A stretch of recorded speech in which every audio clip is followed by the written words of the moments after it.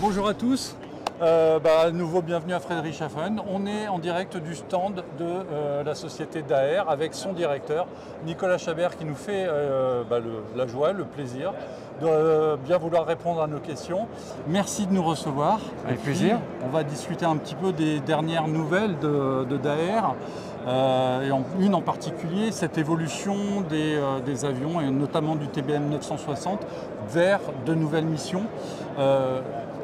Comment ça s'est passé et comment cet avion commence à sortir un petit peu de l'aviation d'affaires pour entrer dans le travail aérien quelque part? C'est un peu ce qui se passe. Alors oui, je ne sais pas si on peut dire qu'on est sorti de l'aviation d'affaires, on n'est jamais rentré, donc ça tombe bien. Quand même. C'est un coup le turboprop fait partie de ce qu'on appelle l'aviation d'affaires, mais l'aviation d'affaires, comme on le sait, c'est les avions plus gros, donc on reste aviation générale. Aviation générale, d'accord. C'est important, où on reste plus proche du cœur de passion et de gens qui sont très intéressés d'être plutôt devant que derrière. Des avions propriétaires. Propriétaires. Donc oui, l'évolution, mais c'est un peu aussi ce cœur de passion, c'est-à-dire qu'en fait, ça fait plusieurs années qu'on essayait de voir et de percer sur notre marché. Donc là, Frédéric, c'est quoi C'est d'intéresser des gens qui font du combat de feu. Ouais, et donc c'est la société Conner qui nous a contactés et qui cherchait à remplacer donc, leur flotte d'avions Bird Dog, c'est-à-dire les avions leaders des tankers, et ils ont voulu essayer le TBM. Et bien, comme les pilotes propriétaires, ils sont tombés amoureux et ils ont dit on démarre l'aventure. Alors Conner exploitait en Bird Dog des Cessna Caravan, des Piper Aerostar. Le TBM a vocation à remplacer ces avions-là chez eux. Vous avez des informations là-dessus? Alors leur flotte, elle est forcément légèrement vieillissante. Ouais. C'est aussi du Rockwell, de leur recommandeur.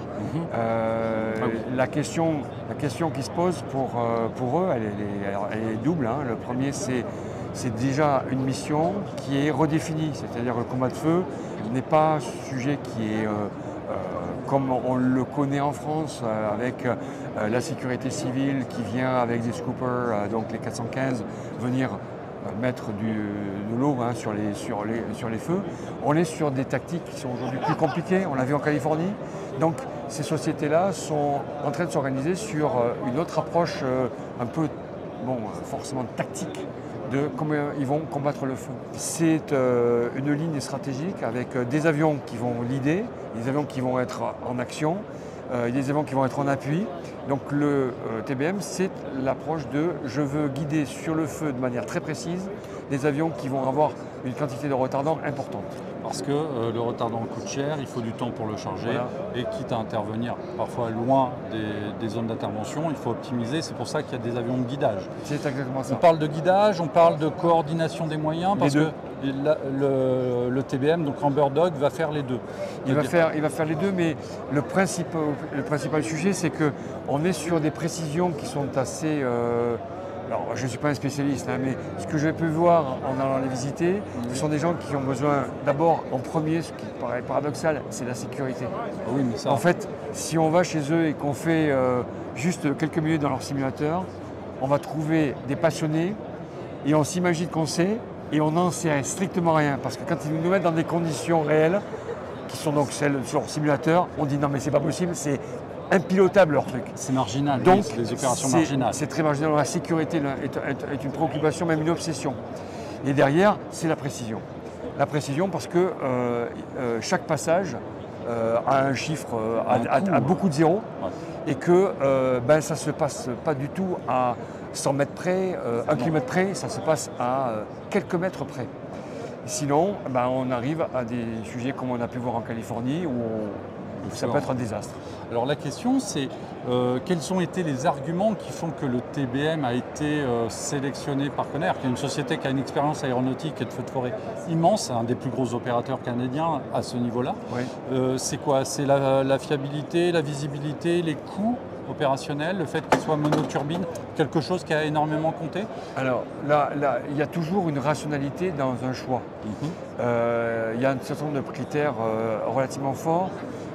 Et puis il y a aussi des éléments subjectifs, c'est-à-dire est-ce que Surtout quand on est avec des Nord-Américains, les Canadiens sont des Nord-Américains, ce sont des gens pragmatiques. Donc il faut qu'ils aient une confiance réciproque. Donc je dirais la possibilité de se dire oui, avec cette société je veux faire des affaires, avec cette société je ne veux pas faire d'affaires. Donc les critères objectifs, eh bien, le premier c'est la sécurité. Oui, c'est-à-dire que l'aspect de la fiabilité du TBM est un point de départ important. Pour discuter régulièrement avec des pilotes de bombardiers d'eau, des pilotes qu'on fait de l'air attack ou du bird dog aux États-Unis, il y a une certaine défiance envers les monomoteurs et envers les monoturbines. Les arguments que vous avez avancés sur le TBM pour décrocher ce contrat, c'est la fiabilité de la PT6. Non, on n'a pas eu besoin des avancées. Ils sont connus aujourd'hui. Oui. Sur la PT6, si on prend les dernières 20 années, on est sur des chiffres d'arrêt moteur qui sont avec une puissance statistique qui est à moins 11, c'est-à-dire on est très au-delà de tout ce qui est demandé par le législateur, que ce soit FAA ou EASA, en termes de fiabilité. Donc la démonstration de la fiabilité de la turbine n'est pas le sujet principal. C'est bien l'ensemble qui est créé autour de l'avion, qui doit être aussi un argument, parce que c'est bien gentil d'avoir une turbine qui est fiable, mais si l'avion en lui-même, il va avoir un élément ou un système qui va être défaillant avec un degré inférieur à celui de la turbine, ça ne répond pas aux critères de sécurité. Ce sont des avions aussi qui évoluent dans un environnement qui est extrêmement difficile, qui n'est pas leur environnement naturel, c'est la très basse altitude. La turbine est un choix logique parce que ça va consommer moins qu'un réacteur. C'est une capacité à délivrer une puissance constante. C'est ça qu'ils sont allés chercher sur le TBM? Alors, ils sont sur une base d'un recommandeur, donc oui, la turbine, ils la connaissent. Il y a une différence entre être en turboprop ou en turbofan, et en basse hauteur, il est clairement démontré que le turboprop va avoir une meilleure efficience qu'un réacteur. Donc, en termes de consommation. Quand ils ont besoin sur des missions d'avoir tant de missions données, par définition, le réacteur ne va pas sortir en premier de la liste. Donc le turboprop est celui qui va sortir. Donc maintenant, il y a un choix dans les turboprops qui peut être fait. La vitesse, les caractéristiques techniques de l'avion, les caractéristiques donc de fiabilité de l'avion, et aussi la confiance envers le constructeur qui va être derrière pour supporter les opérations. Justement, la vitesse. Le TBM est quand même un avion qui est réputé relativement rapide. Oui. On est sur quel genre de vitesse maximale en basse altitude? Aujourd'hui, à basse hauteur, à puissance maximum, qui effectivement n'est pas un critère, je dirais, d'opération normale. Enfin, standard. C'est un avion qui va avancer en vitesse indiquée à plus de 235 nœuds. Pas tout à fait 240 nœuds, mais entre 235 et 240 nœuds. Ce qui est énorme, qui est déjà au-delà de la vitesse d'évolution, donc là, en l'occurrence pour Convair, d'Avro, puisqu'ils utilisent une flotte de jet d'Avro. Avro RG 85. Et donc, ce qui est recherché, c'était confortablement avoir des vecteurs de vitesse qui sont autour des 200 nœuds. Si c'est trop court en termes de flexibilité, c'est-à-dire que si l'avion va juste pile poil à 200 nœuds, ça ne leur va pas. Là, en ayant 20% de marge, en plus ou en moins, très confortable, le TBM rentre dans le critère. Lui, il a un spectre vitesse qui est extrêmement large, puisqu'il peut descendre à des vitesses de 110, 120 nœuds sans aucun problème. Il peut descendre en dessous si on veut, puisqu'on va l'approcher, cet avion, à 85 nœuds, ce qui est donc excessivement bas pour la plage de vitesse qui est attendue. Donc si on regarde le spectre vitesse du TBM, c'est plus de 200 nœuds. La vitesse de décrochage à 65 nœuds, la vitesse d'opération maximale qui est à 266 nœuds, ça nous fait très exactement 201 nœuds, ce qui est quand même assez spectaculaire. Donc on a les vitesses qui vont bien, l'économie, le système autopropulseur qui va bien, l'agrément de pilotage évidemment j'imagine. L'habitabilité, la taille du fuselage est un facteur qui compte pour ces opérations-là. Est-ce que Convair a demandé un nombre de mètres cubes minimal pour sa cabine, ou alors c'était pas du tout un... C'était pas un des premiers critères. Le premier critère que demandait Convair, c'était plutôt la possibilité de configurer la cabine différemment, donc notamment de pouvoir utiliser les rails de positionnement des sièges afin d'avoir le siège d'observation qui soit au milieu. Donc faire une configuration où ils pouvaient avoir un siège qui soit non pas d'un côté ou de l'autre de la cabine, mais au centre de la cabine. Lorsqu'ils vont installer un poste d'opérateur, ou Oui. alors c'est donc ça veut dire que sur le poste d'opérateur, il y a une boule thermique, une boule de vision qui va être ajoutée. Alors, ça fait partie des évolutions qu'ils souhaitent effectivement pouvoir faire. Dans l'instant, aujourd'hui, les évolutions qu'ils ont fait sont d'abord de radiocommunication sur les canaux de fréquence qui sont privilégiés dans leurs opérations. Donc les transformations qui ont été faites sur l'avion sont pour l'instant de l'ordre plutôt de SATCOM, afin de pouvoir prendre tout le spectre de mission. Pas aujourd'hui d'être dans un spectre de surveillance, c'est pas ce qui a été recherché pour l'instant. Le TBM peut être équipé d'une boule, d'une caméra en boule. Il y a déjà des STC qui ont été ouverts là-dessus, ou alors c'est quelque chose que Connair devra ouvrir? Alors, on a plusieurs études qui ont été faites et on avait fait il y a quelques années une démonstration avec Thales sur un de nos TBM pour présenter une version de boule rétractable. Il y a d'autres solutions de boules rétractables qui existent. On a la possibilité d'utiliser des points d'emport sous elle si on veut mettre les caméras.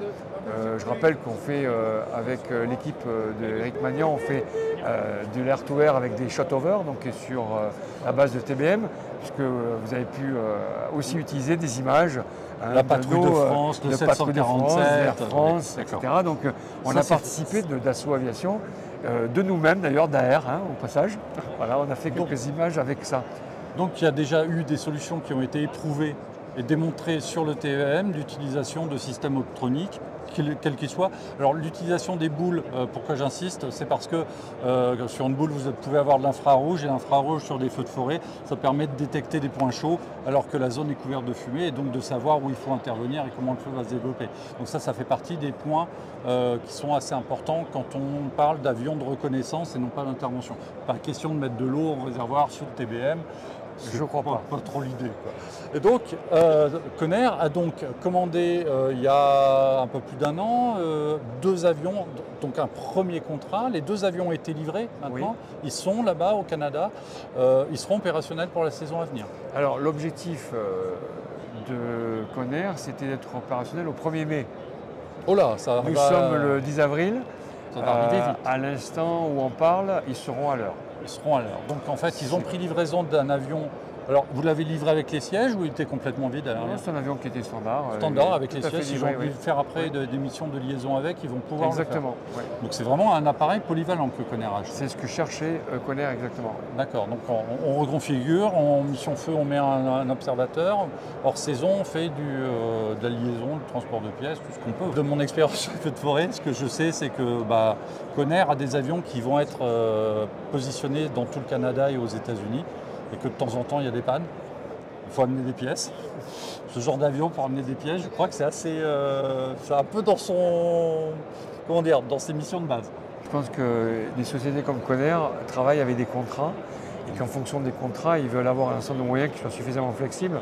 Et suivant avec quel état ils vont souscrire telle ou telle prestation, ils vont avoir donc une configuration qui est celle qui est recherchée par l'État en question. Donc si on prend la Californie, l'ITO, l'État de Washington, on va avoir des approches un peu différentes, et quand ils sont dans l'Alberta, c'est pareil.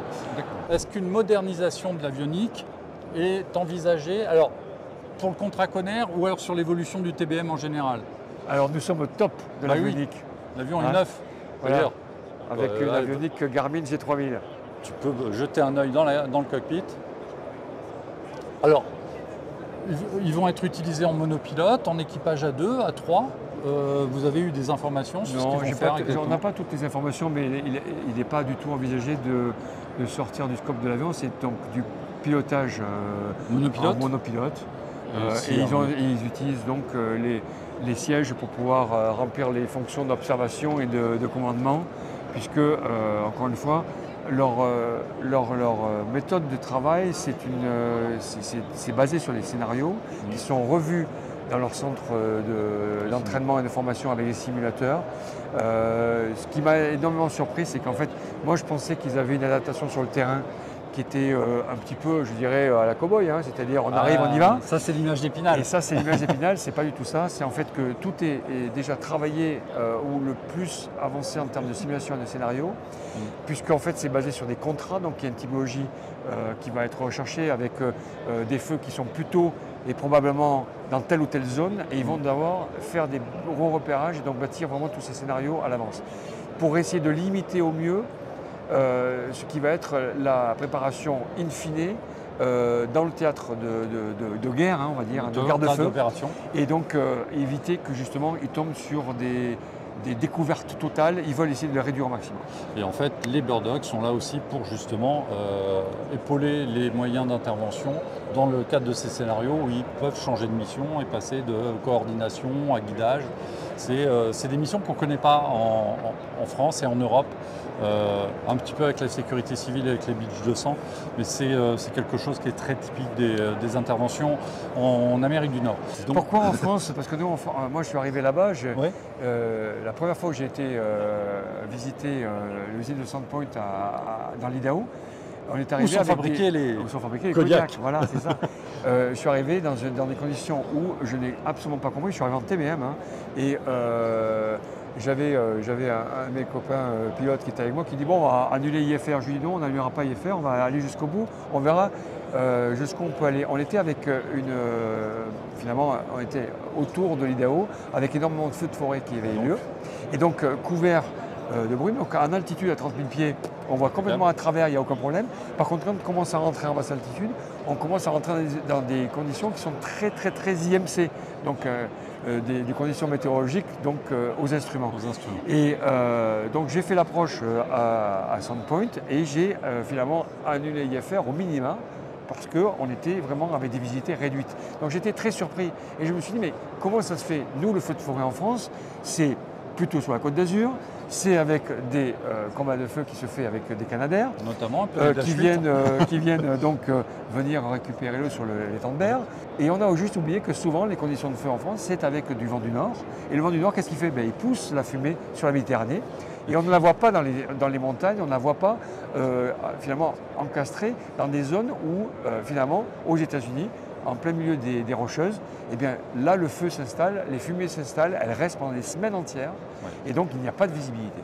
En fait, et puis il y a aussi le fait qu'en France, la zone soumise au feu de forêt est quand même beaucoup moins large qu'au Canada, et on a souvent un gros feu, alors qu'eux peuvent avoir des dizaines de gros feux, et donc effectivement l'espace est saturé de fumée, et donc ce genre d'appareil qui peut voir à travers la fumée apporte des informations tactiques extrêmement intéressantes. Donc ils ont pris des TBM. Derrière, il y a eu beaucoup de communication sur ce contrat parce que visiblement c'est pas une avancée, mais c'est une percée dans un marché dont vous n'étiez pas spécialiste pour le moment. C'est une première approche, c'est un premier contrat. Est-ce que derrière, il y a d'autres entreprises ou d'autres opérateurs de feux de forêt qui se sont rapprochés de vous en disant mais si Conner prend, sachant leur expérience, est-ce que ça a entraîné un intérêt sur le TBM? Je sais bien qu'il faut avoir des nouvelles toutes les 2 secondes, mais ça marche un petit peu plus lentement que ça. On va voir. La convention internationale des acteurs de feux de forêt a eu lieu à Bordeaux cette année. Cette conférence a été intéressante puisque Conner a présenté, puisque chacun partage son expérience. Ce n'est pas du tout un monde où ils se connaissent entre eux, mais ils partagent leur expérience, sont souvent quelquefois un peu concurrents, mais ils ont besoin de partager les bonnes pratiques pour être beaucoup plus alertes et beaucoup plus efficaces. En fait, avec les contrats, ils sont à la fois concurrents et partenaires parce qu'on peut retrouver des avions des mêmes sociétés sur les mêmes feux. Ils sont concurrents au moment de la signature du contrat, mais en saison, peuvent collaborer, ce qui est assez étonnant. C'est très étonnant. Donc du coup, Conner a profité avec la personne de Mike Benson, qui est leur directeur général, de dire ben voilà, c'est ce que nous on a décidé de faire et d'utiliser donc le TBM à propos. Alors ça intéresse, ça intrigue. Et effectivement, nous avons des contacts d'autres partenaires qui sont en train de regarder, mais ça va prendre un petit peu de temps. Il faut savoir qu'on ne sert pas que Conner. Il faut savoir que nous sommes aussi avec Bridger Aerospace à à Bozeman dans le Montana.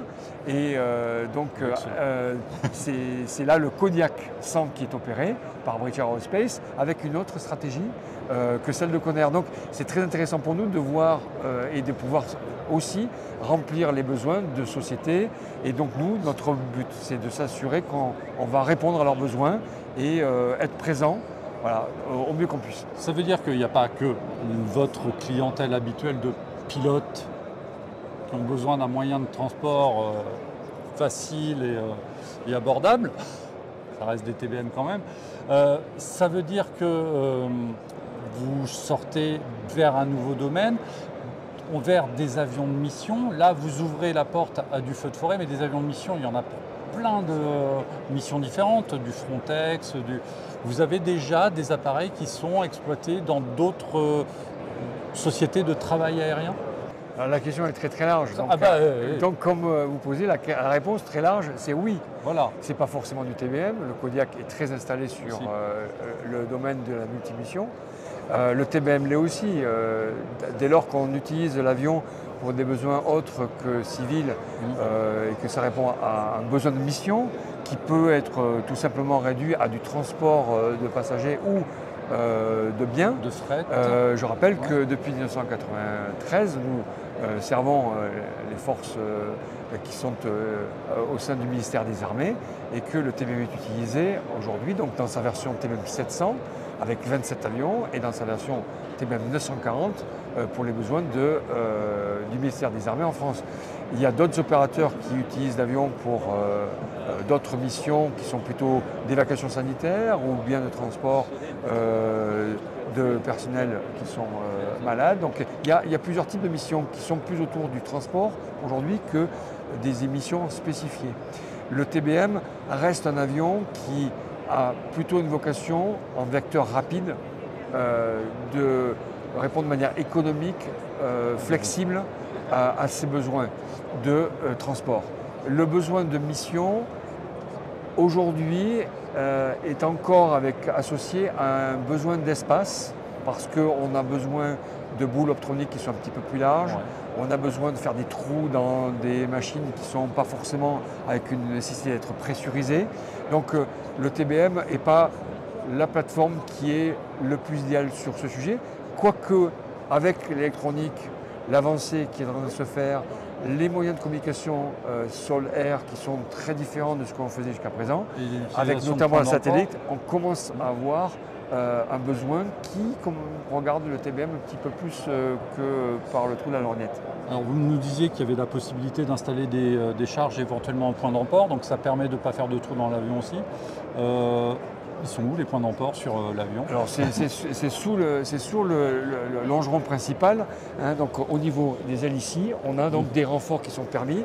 Ils ne sont pas mis systématiquement sur l'avion civil. Si le client demande. Mais s'il le demande, donc notamment le ministère des Armées ou bien Conair, donc ils ont ces points d'emport. Donc là, à ce moment-là, on peut installer un rail ou quelque chose pour vous mettre une charge. C'est tout simplement des points d'emport de l'OTAN, hein, tout simplement. Hein, donc c'est spécifique pour rester dans des points d'accroche qui sont normalisés et connus.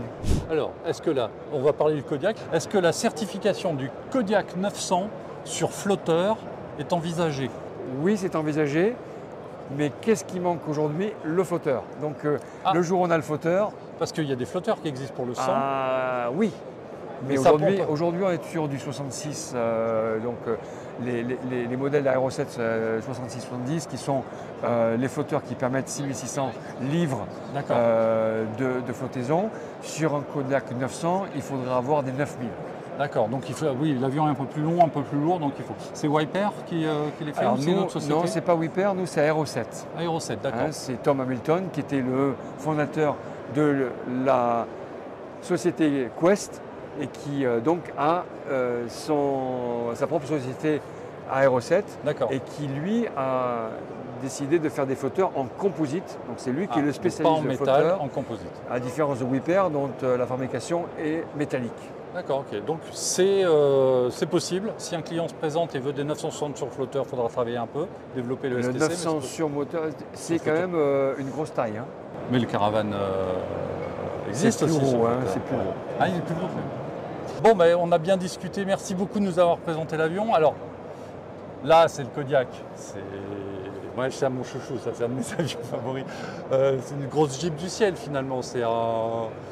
Comment on peut le définir, celui-là? Parce que c'est l'avion de mission par excellence qui peut s'adapter à un certain nombre d'utilisations qui sont déjà tout simplement on peut se déplacer, ce qui est pas mal. Deux, on peut l'atterrir dans des endroits qui sont totalement inédits, avec des 29 pouces qui permet finalement, on l'atterrit comme un ULM. Hein. Ouais. Je rappelle que c'est un avion qui peut décocher à 46 nœuds, c'est quand même pas beaucoup. Pas beaucoup. Alors, et surtout, c'est un avion qui est le meilleur sur flotteur, donc c'est le meilleur hydravion qui existe. Il y en a relativement peu pour l'instant en Europe. C'est un avion qui est bien installé sur le marché américain. Il y en a combien actuellement qui volent en Europe des Kodiak, alors que ce soit des 100 ou des 900? C'est à peu près 6% de la flotte, donc on est sur une quinzaine d'avions en Europe. Une quinzaine d'avions en Europe. Voilà, si on prend toute l'Europe élargie. Et effectivement, il faut se dépêcher, il faut venir, parce qu'il faut prendre dans toutes les positions. Il ne faut pas laisser les Américains prendre toutes les positions. Donc le Kodiak, en Europe, c'est un produit auquel je crois beaucoup. C'est un avion qui permet de voler donc plutôt à basse altitude, on n'a pas besoin de monter dans l'espace supérieur, et qui va surtout se poser sur un nombre de pistes beaucoup plus large que des aéroports. Même quand il n'y a pas de piste. Et même quand il n'y a pas de piste.